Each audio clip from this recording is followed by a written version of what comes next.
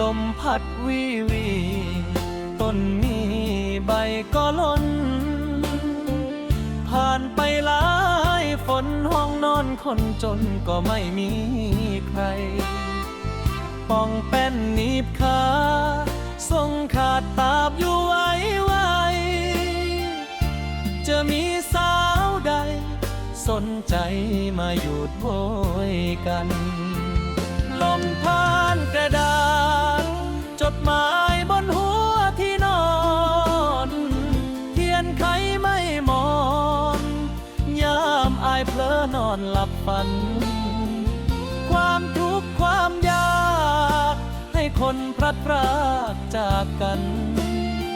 คิดถึงสาวในฝันพบกันต้องจากกันไป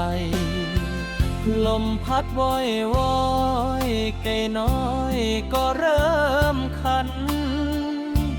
ควายเอาเขาถูข้างน้ำค้างหล่นไหล